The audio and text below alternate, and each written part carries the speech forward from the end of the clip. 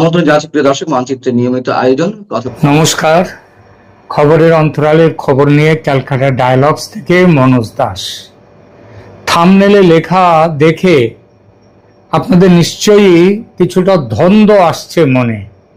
দ্বন্দ্বটা এই জন্যেই যে ব্যাপারটা কি, ইসরায়েলের প্রধানমন্ত্রীকে গ্রেপ্তারের হুমকি, আবার তার সঙ্গে শেখ হাসিনা এবং মোহাম্মদ ইউনূসও গ্রেপ্তার হবেন।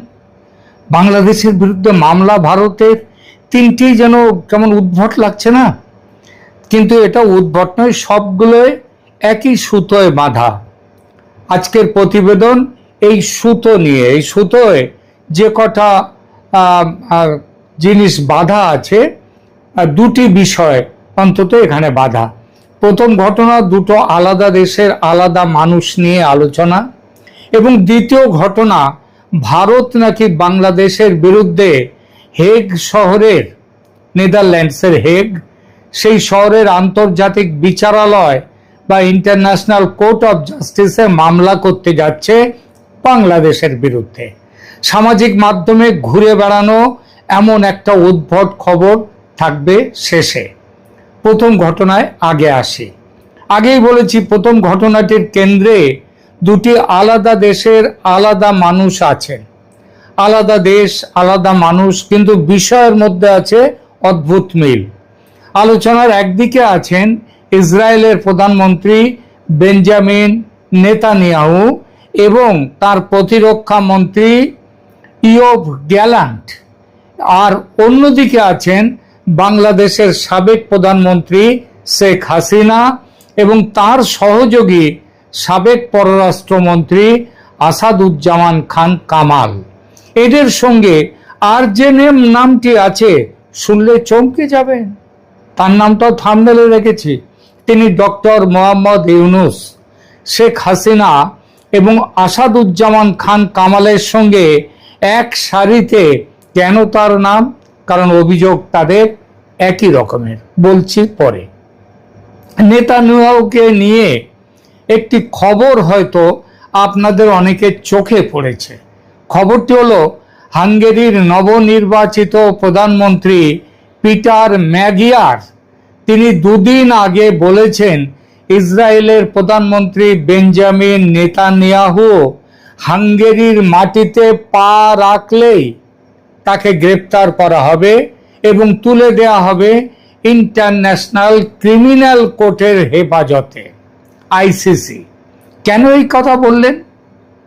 কারণ আইসিসি বা ইন্টারন্যাশনাল ক্রিমিনাল কোর্ট হলো বিশ্বের প্রথম স্থায়ী আন্তর্জাতিক ফৌজদারি আদালত, যা যুদ্ধ অপরাধ, গণহত্যা, মানবতা বিরোধী অপরাধ ইত্যাদির নিষ্পত্তি করে। নেদারল্যান্ডসের হেগ শহরে এর হেডকোয়ার্টার।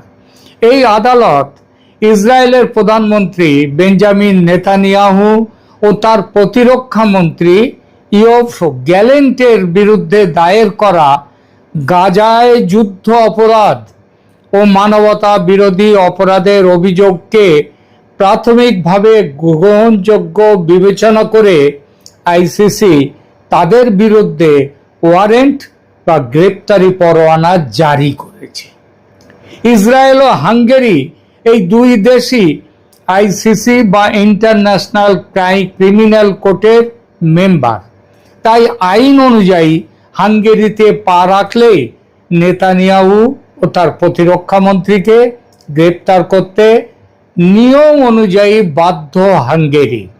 প্রসঙ্গত, আগের প্রধানমন্ত্রী হাঙ্গেরির, যিনি সদ্য নির্বাচনে পরাজিত হয়েছেন, তার আমন্ত্রণে নেতানিয়াহুর সামনের মে-জুন মাসে হাঙ্গেরিতে যাওয়ার কথা আছে। কিন্তু নতুন প্রধানমন্ত্রীর এই হুঁশিয়ারির পর যেতে পারবেন কিনা সন্দেহ। যদি যান, তাহলে তাকে গ্রেপ্তার করার সাহস হাঙ্গেরি দেখাতে পারবে কিনা সেটাও দেখা যাবে। এটা তো গেল নেতানিয়াহু ও তার প্রতিরক্ষার ব্যাপার, মন্ত্রীর ব্যাপার। কিন্তু এই ঘটনার সঙ্গে শেখ হাসিনা ও তার স্বরাষ্ট্রমন্ত্রীর সম্পর্ক কোথায়? ডক্টর মোহাম্মদ ইউনূসেরই বা ওদের সঙ্গে একসাথে দাঁড়িয়ে থাকার সম্পর্কটা বা কি? বলছি সেই সম্পর্কের কথা। দেখুন, আইসিসি ও আইসিজে, আইসিসি মানে ইন্টারন্যাশনাল ক্রিমিনাল কোর্ট, আর আইসিজে মানে ইন্টারন্যাশনাল কোর্ট অফ জাস্টিস। এই দুটোই জাতিসংঘের শাখা সংস্থা। আইসিসিতে ব্যক্তির অভিযোগে ব্যক্তির বিচার হয় ফৌজদারি আদালতের আইন মোতাবেক, আর আইসিজে বা ইন্টারন্যাশনাল কোর্ট অফ জাস্টিসে এক রাষ্ট্রের বিরুদ্ধে অন্য এক রাষ্ট্রের দায়ের করা মামলার বিচার হয়। অর্থাৎ আইসিসিতে আমি আপনি যে কেউ মামলা করতে পারি আমাদের কারোর বিরুদ্ধে, আবার ইন্টারন্যাশনাল কোর্ট অফ জাস্টিসে কিন্তু একটা দেশ, তারা মামলা করতে পারে। এই প্রসঙ্গে উঠে এসেছে ভারত নাকি বাংলাদেশের বিরুদ্ধে মামলা করছে, সেই প্রসঙ্গে পরে যাচ্ছে। নেতানিয়াহু ও তার মন্ত্রীর বিরুদ্ধে মামলা হয়েছিল গাজায় যুদ্ধ অপরাধ ও মানবতা বিরোধী অপরাধের জন্য, সঙ্গে ছিল গাজায় গণহত্যার অভিযোগ। আইসিসির বিচারকরা এই অভিযোগের মধ্যে সারবত্তা খুঁজে পেয়েছেন এবং যাকে বলে রিজনেবল এভিডেন্স টু বিলিভ, সেগুলো পেয়েছেন এবং তারা সিদ্ধান্তে উপনীত হয়েছেন যে নেতানিয়াহুর বিরুদ্ধে মামলা চালিয়ে যাওয়া যেতে পারে।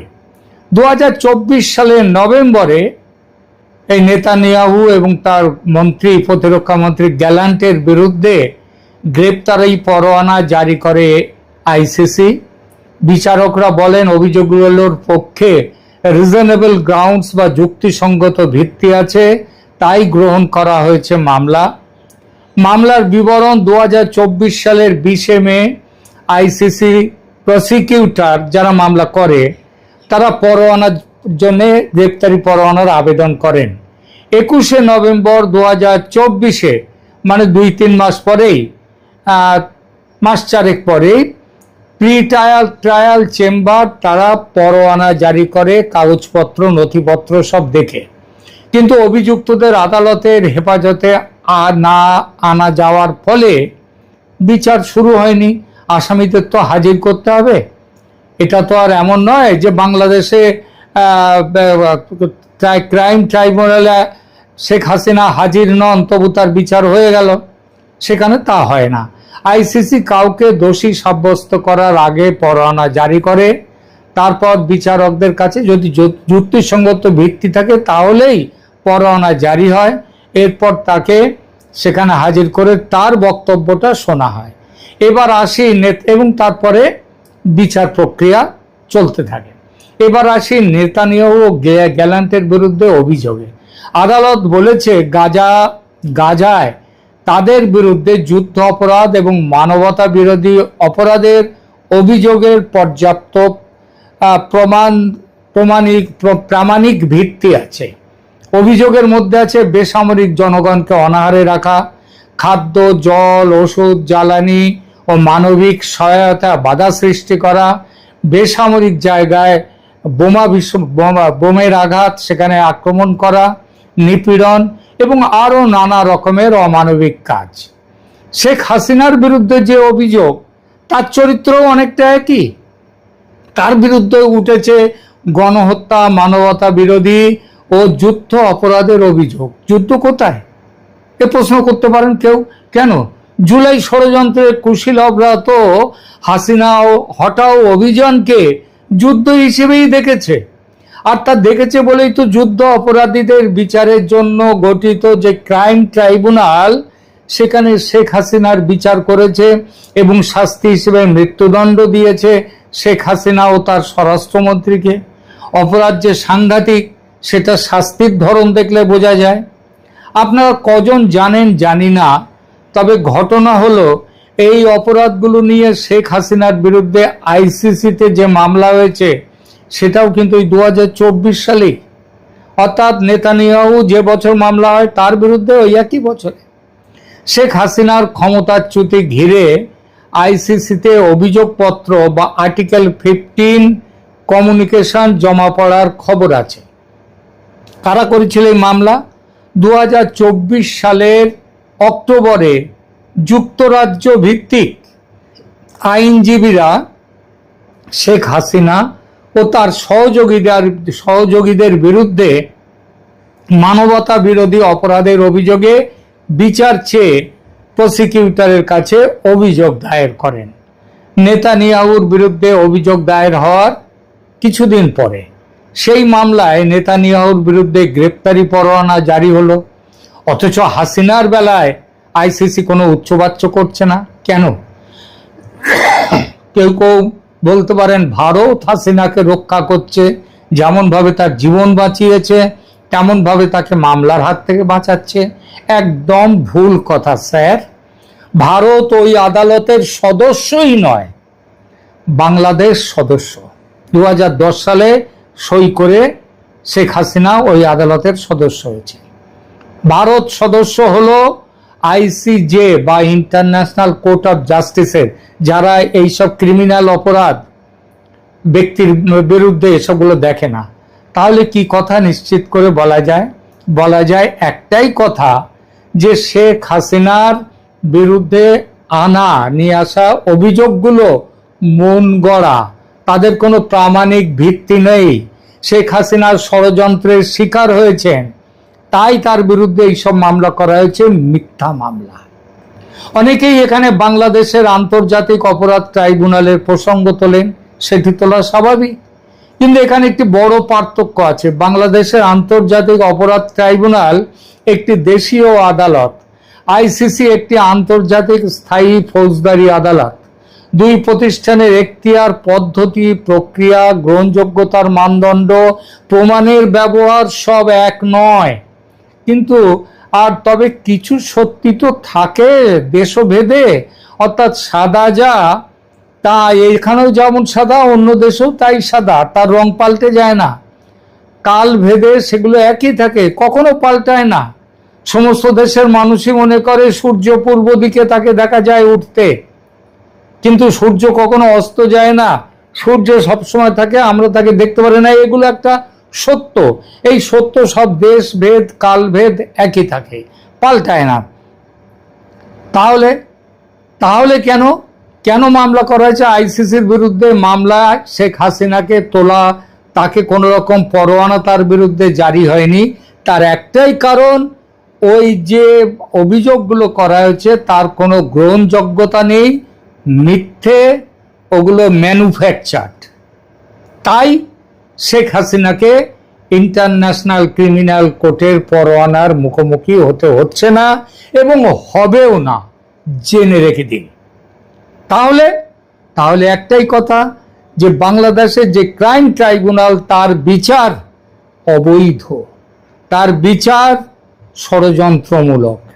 এবার আসি আইসিজে বা ইন্টারন্যাশনাল কোর্ট অফ জাস্টিস, সেই প্রসঙ্গের আলোচনায়। সামাজিক মাধ্যমে বিশেষ করে দু একজন আমার সধর্মী ইউটিউবার একটা কথা খুব বলছেন কয়েকদিন ধরে, সেটা হলো হাসিনার বিষয়টিকে নিয়ে নাকি আইসিজিতে মামলা করছে ভারত বাংলাদেশের বিরুদ্ধে। আর এই ব্যাপারে নাকি হাসিনার সঙ্গে দেখা করে রাহুল গান্ধী, প্রিয়াঙ্কা গান্ধী, অভিষেক মনু সিংভি এরা নাকি বলেছেন হ্যাঁ এটা করা দরকার। কোত্থেকে যে গল্পের গরুর গাছে ওঠার এক চরম উদাহরণ এই গল্প। এসব আজগুবি কাহিনীর জন্ম কোথায়, কার উর্বর মস্তিষ্কে, কে জানে। এমন গল্প নিয়ে আলোচনা করতে ইচ্ছে হয় না। শুধু মোদ্দা কথাটি বলে রাখি, বাংলাদেশের বিরুদ্ধে ভারত হাসিনার ব্যাপারে কেন কোনো ব্যাপার নিয়েই কোনো আদালতেই যাবে না। যদি বাংলাদেশের বিরুদ্ধে ভারতে বড় কোনো অভিযোগ থাকে, ভারত সেটা নিজেই মিটিয়ে নেবে। সেই নিজেই মিটিয়ে নেওয়াটা কিভাবে, কোন পথে, সেটা ভারত দেখবে। ঠিক আছে? আর হাসিনার ব্যাপার নিয়ে তো কোনো আদালতে যাওয়ার প্রশ্নই ওঠে না। সে কে হরিশ সালভে, তাকে তিনি যদি ভারতের, যদিও তিনি নন ভারতের সলিসিটর জেনারেল, তিনি নন, কিন্তু তার নাম অনেকেই বলছে সলিসিটর জেনারেল হিসেবে তার ছবি দিচ্ছে। এটা তাই নয়, তিনি স্বাধীন আইন ব্যবসায়ী। ভারতের সলিসিটর জেনারেল তিনি নন। ভারতের সলিসিটর জেনারেল তুষার মেহতা, তিনি কিন্তু এইসব বিষয়ের কোথাও নেই। সুতরাং একটাই কথা শেষে বলে যাই, সেটা হচ্ছে ভারত বাংলাদেশের বিরুদ্ধে কোনো মামলা করবার কথা চিন্তাই করছে না। যারা গল্পের গরুকে গাছে চড়িয়ে এইসব গল্প বাজারে ছাড়ছেন, তারা কোন উদ্দেশ্যে ছাড়ছেন সেটা তারাই জানেন, আপনারা হয়তো আঁচ করতে পারবেন। জুলাই সন্ত্রাসের পর থেকে গত 2 বছর বাংলাদেশের ছেলে মেয়েদের পড়ালেখা কার্যত ভেঙে পড়েছিল। স্কুল ছিল কিন্তু শিক্ষা ছিল না, বই ছিল না কিন্তু আতঙ্ক ছিল, শ্রেণীকক্ষ ছিল কিন্তু সেখানে শিক্ষার পরিবর্তে অনিশ্চয়তা আর ভয়ের পরিবেশ তৈরি হয়েছিল। বহু শিক্ষার্থী আর স্কুলে ফেরেনি। ইউনূস সরকার শিক্ষার্থীদের হাতে সময় মতো বই তুলে দিতে ব্যর্থ হয়েছিল, যা একটি রাষ্ট্রের শিক্ষা ব্যবস্থার জন্য মৌলিক দায়িত্ব ছিল।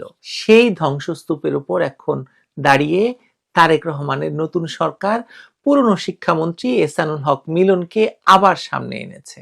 যে ব্যবস্থা ভেঙে পড়েছে তাকে পুনর্গঠন করার বদলে কেন এমন একজনকে আনা হলো যার অতীতই প্রমাণ করে যে সে শিক্ষা নয়, প্রদর্শনীর রাজনীতিতে বেশি দক্ষ, জাইমা রহমানকে নিয়ে রাজনীতি করাতে বেশি দক্ষ। চলুন বিষয়টি আরো একটু গভীরে যাওয়া যায়।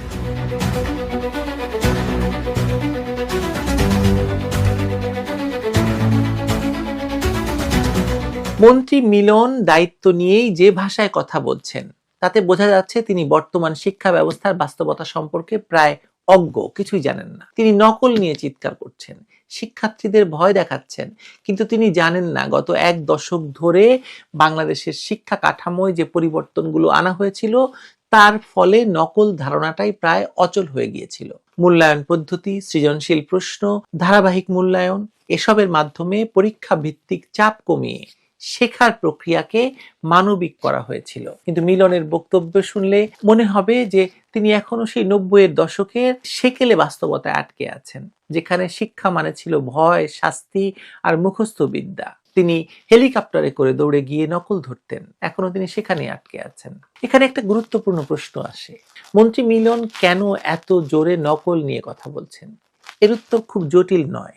এই ধরনের ভাষা সাধারণত তখনই ব্যবহার করা হয় যখন বাস্তব সমস্যার সমাধান করার সক্ষমতা থাকে না, তখন প্রতীকী ইস্যু তুলে কর্তৃত্ব প্রতিষ্ঠার চেষ্টা করা হয়। অর্থাৎ তিনি শিক্ষা ব্যবস্থার গভীর সমস্যাগুলো বুঝতে পারছেন না, তাই একটি পুরনো ইস্যুকে সামনে এনে নিজেকে সক্রিয় দেখানোর চেষ্টা করছেন।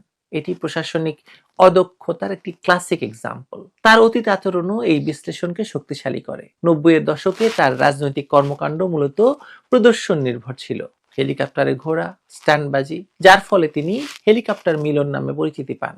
সেই প্রবণতা এখনো বদলায়নি। পার্থক্য শুধু একটাই, তখন সেটা ছিল রাজনৈতিক নাটক, এখন সেটা সরাসরি দেশের শিক্ষা ব্যবস্থার উপর প্রভাব ফেলছে। এই যে সম্প্রতি যে ঘটনা ঘটলো খুব উদ্বেগজনক। প্রাথমিক পর্যায়ে শিশুদের সামনে প্রধানমন্ত্রী তারেক রহমানের কন্যা ব্যারিস্টার জাইমা রহমানকে নিয়ে মন্ত্রীর বালখিল্য সুলভ আচরণ, শিশুদের দিয়ে নাম মুখস্থ করানো, ব্যক্তি পূজার একটি সংস্কৃতি তৈরি করা। একটা শিশুকে জিজ্ঞেস করছে জাইমা রহমানকে চিনে কিনা, শিশুর সাথে হেসে হেসে বলছে আমরা জাইমা রহমানের রাজনীতি করব।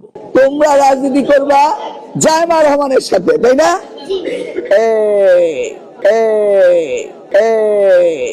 তোমরা কার সাথে রাজনীতি করবা? জাইমা রহমানের সাথে নাকি? তুমি কার সাথে রাজনীতি করবা বলো? জাইমা রহমানের সাথে নাকি? ওকে। আসলে উনি নিজে করছেন জাইমা রহমানের রাজনীতি, শিশু সুলভ রাজনীতি। এটা অশোভন শুধু নয়, বিপজ্জনক দৃষ্টান্ত। শিক্ষা ব্যবস্থার উদ্দেশ্য হচ্ছে চিন্তার শক্তি তৈরি করা, প্রশ্ন করার সক্ষমতা তৈরি করা, স্বাধীনভাবে ভাববার সুযোগ দেওয়া। সেখানে যদি পাঠ্যক্রমের বাইরে গিয়ে রাজনৈতিক পরিবারের সদস্যকে নিয়ে এভাবে ছ্যাবলামো করা হয়, তাহলে তা স্পষ্টভাবে বলে যে শিক্ষাকে একটি প্রোপাগান্ডা টুলে পরিণত করার চেষ্টা চলছে। এই প্রবণতা নতুন নয়, কিন্তু এর মাত্রা উদ্বেগজনক। আওয়ামী লীগ আমলে অন্তত শিক্ষার ভাষ্য ছিল আনন্দময় শিক্ষা, জীবনমুখী শিক্ষা, সবার জন্য শিক্ষা, যেখানে শিশুদের ভয়মুক্ত পরিবেশে শেখার উপর গুরুত্ব দেওয়া হয়েছিল। রঙিন বই, সৃজনশীল পাঠ্যক্রম, পরীক্ষা ভীতিহীন মূল্যায়ন, শ্রেণীকক্ষে নানা ধরনের ছবি, বিভিন্ন মনীষীর সঙ্গে পরিচয় করিয়ে দেওয়া, এসব ছিল সেই সব প্রচেষ্টার অংশ।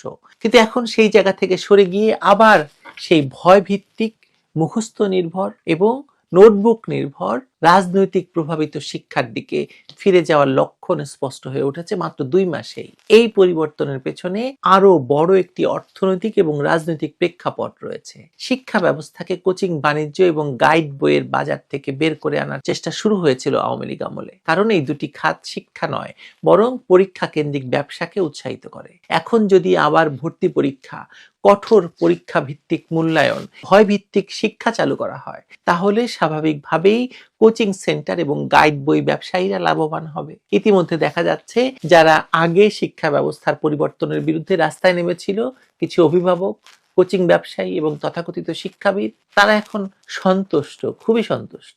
আপনি চিত্রটা একটু বড়ভাবে দেখুন। বাংলাদেশের জনসংখ্যা কাঠামো অনুযায়ী 1 থেকে 14 বছর বয়সী বাচ্চার সংখ্যা 27%, 15 থেকে 65 বছর বয়সী মানুষের সংখ্যা 66% এবং 65+ মাত্র 7%। সবচেয়ে গুরুত্বপূর্ণ হচ্ছে 15 থেকে 35 বছর বয়সী প্রায় 45% জনসংখ্যা। এই বিশাল তরুণ জনগোষ্ঠী যদি সঠিকভাবে শিক্ষিত হয়, তাহলে এটি একটি ডেমোগ্রাফিক ডিভিডেন্ড হতে পারে বাংলাদেশের জন্য। কিন্তু যদি তাদের শিক্ষা ভেঙে পড়ে, জাইমা রহমানকে চেনাটাই যদি তাদের শিক্ষা হয়, তাহলে সেটি ডিজাস্টার হবে, বোঝায় পরিণত হবে। শেখ হাসিনার আমলে যে শিক্ষা ব্যবস্থার আমূল পরিবর্তনের পরিকল্পনা নেওয়া হয়েছিল, সেটি মূলত এই বাস্তবতাকে মাথায় রেখে করা হয়েছিল। প্রশ্ন ছিল শিক্ষা কি, কেন এবং কিভাবে কার্যকর হবে, আর লক্ষ্য ছিল শিক্ষাকে জীবন, কর্ম এবং মূল্যবোধের সঙ্গে সংযুক্ত করা হবে। একটি শিশু যেন স্কুলে গিয়ে শুধু বই না পড়ে, বরং জীবনকে শিখে বা জীবন থেকে শিক্ষা নেয়, এই ধারণাটি ছিল সেই শিক্ষা ব্যবস্থার কেন্দ্রে। কিন্তু সেই পরিকল্পনাই সবচেয়ে বেশি প্রতিরোধের মুখে পড়ে, কারণ এটি প্রচলিত স্বার্থান্বেষী গোষ্ঠীগুলোর জন্য হুমকি হয়েছিল। এখন দেখা যাচ্ছে এই পরিবর্তনের পথ পুরোপুরি বন্ধ করে দেওয়া হয়েছে। হেলিকপ্টার মিলন এসে জাইমা রহমানকে শিক্ষার আদর্শ হিসাবে প্রমাণ করার চেষ্টা করছেন। যে ব্যবস্থা শুরু হয়েছিল তার উল্টো পথে হাঁটা শুরু হয়েছে। ভর্তি পরীক্ষার মতো পুরনো পদ্ধতি ফিরিয়ে আনার আলোচনা হচ্ছে, যেখানে প্রথম শ্রেণীর একটি শিশুর মেধা যাচাই করার কথা বলা হচ্ছে, কোটা না মেধা। বাস্তবে এটি মেধা যাচাই নয়, বরং অর্থ উপার্জনের একটি প্রক্রিয়া। ভর্তি ফি, কোচিং, প্রস্তুতি সব মিলিয়ে একটি বাণিজ্যিক চক্র তৈরি হয়েছে, যেখানে সবচেয়ে ক্ষতিগ্রস্ত হয় শিশু এবং তাদের পরিবার। আর এই প্রেক্ষাপটে মন্ত্রী মিলনের ভূমিকা শুধু অদক্ষ নয়, ভয়ঙ্কর বিপজ্জনক। তিনি এমন একটি ব্যবস্থাকে নেতৃত্ব দিচ্ছেন যা ইতিমধ্যে দুর্বল এবং তার নীতিগুলো সেই দুর্বলতাকে আরো বাড়িয়ে দিচ্ছে। এর সঙ্গে যদি যোগ হয় রাজনৈতিক প্রভাব, ব্যক্তি পূজা এবং শিক্ষাকে প্রোপাগান্ডার মাধ্যম হিসেবে ব্যবহার, তাহলে ফলাফল খুব স্পষ্ট। শিক্ষা একটি দেশের মেরুদণ্ড, এটি